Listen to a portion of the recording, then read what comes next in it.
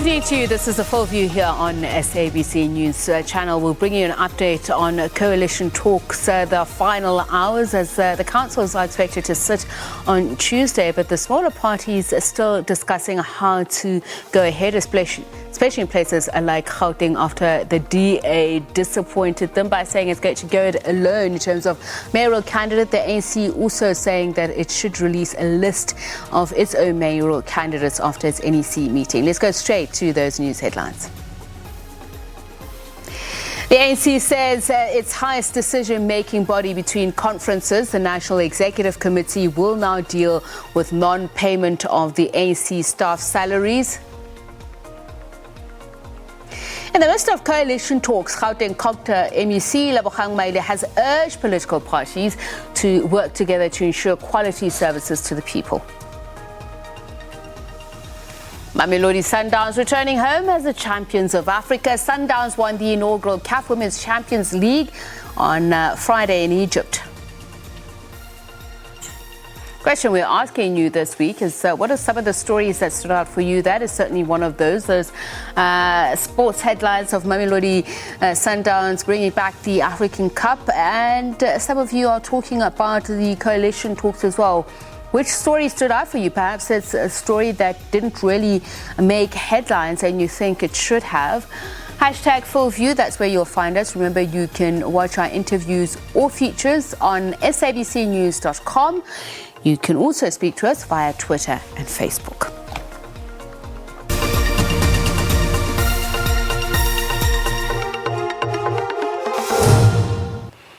The release of the crime statistics is one of the stories that stood out for some of our viewers. The Police Minister Bheki Cele revealing the shocking statistics of the rising child murders in the country, with more than 2,000 children killed in the last 4 years. Cele said the children have been killed across the country with an assortment of weapons and poisoning in some cases. The police have been investigating these cases. Dr. Shaheda Omar is from the Teddy Bear Clinic. She's the director. A very good evening to you, and thank you so much for speaking to us, Dr. Omar. So on average, more than 500 children have been killed each year over the past 4 years. Talk to us about why there's such a high incidence of child murders in South Africa. Well, I think firstly we need to also understand and appreciate that the statistics we are faced with are not an accurate reflection of the current crisis in the country, because these are only cases that come to the attention of the authorities. These are reported cases, and many cases are not reported, and many cases do not get diagnosed with medical professionals. So if we look at why are the statistics so high, we need to look at it from a systemic lens, because we need to also understand that many children continue to be marginalized and continue to be victimized because they are soft targets. It's an easy option for perpetrators to violate, and often children cannot protect themselves, cannot fight or ward off the perpetrators. So also the fact that if we look at law enforcement, we look at the criminal justice system and the sentencing measures that are implemented, there's lack of consistency, but also looking at how law enforcement have investigated many cases where DNA evidence is lost or DNA evidence has not been collected appropriately, timeously and adequately.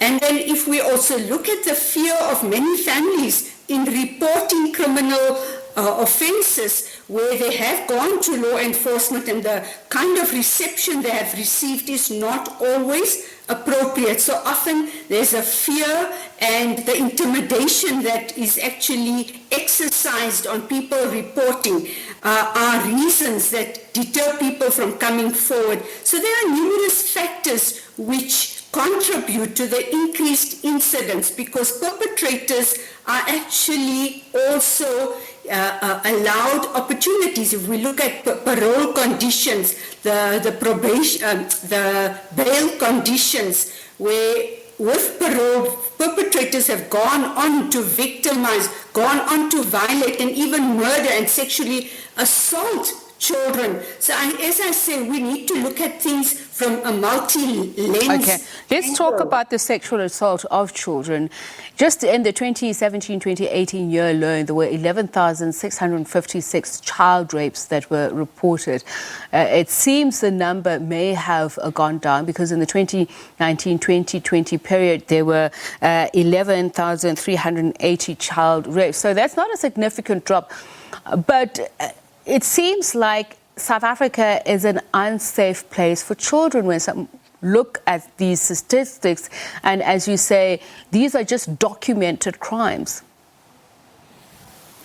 Indeed. I mean, we need to understand that if we look at 2019-2020, even the statistics reflected during this period where many children have actually been victimized, the sexual assault has actually been committed within their close proximities, their immediate home environments, and people that are closely connected or people that are known to them. So we need to also appreciate once again that what we are faced with is actually more bigger and more problematic and worrisome, and certainly leaving children at risk. Children are actually at so much risk. They are not able to protect themselves, and I think adults out there are also not realistic in their approach, because often we feel that we can trust our neighbors, we can trust our family. Unfortunately, the reality is that it is somebody closely connected or known to the child who has easy access and availability to the child.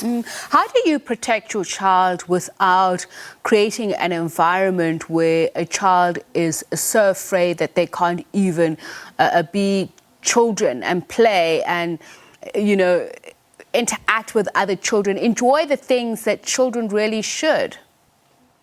So you raise a very important question here. How does one actually protect your child?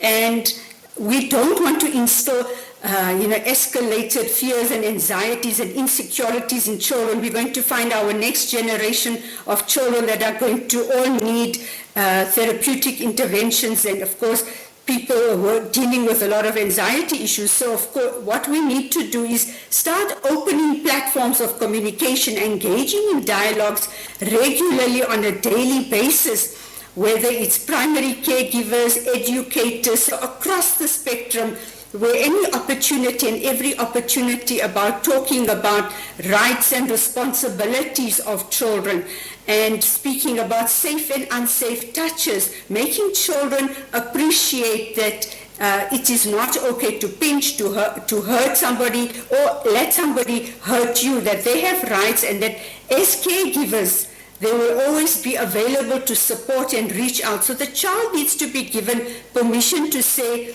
that should I feel uncomfortable, should I feel that something is not right, I can reach out, that my parents will believe me, my caregivers, my family will believe me and support me, my educator at school will support me. And I think that's the important message that we need to constantly put out there, so that children feel that help is a phone call or a hand away. I want to talk about an intriguing story I read about how in Canada they're using sign language to teach the community and children on how to express dangerous situations. Is there something as innovative as that we can do, teach children to express distress without being distressed that they're telling, so to speak? Tsepiso, you raised something which is so brilliant, I think, and that is something that we struggled with during the total lockdown period, where children could not reach out to your hotlines, to the 24-hour facilities that were out there, simply because they had no opportunity or an opportunity to use a device or a phone. And I think the signaling, using a whistle, using some kind of gesturing, that, making a sound, or of course reaching out by way of using their fingers or something to a neighbor, a friend, etc. I think those are critical things, and I know the Department of Justice and Constitutional Development have been looking at working around the issues of gender-based violence, where they use specific little things like a lipstick inside there's a little device to assist, but we need to actually be more innovative immediately and as swiftly as possible to reach out and to use children themselves to see what is it that will work or make it work for them. What games do they play and what games do they think would actually assist them in reaching out for urgent and immediate assistance. Thank you so much for speaking to us. Much appreciated. Dr. Shaheda Omar is the director at the Teddy Bear Clinic.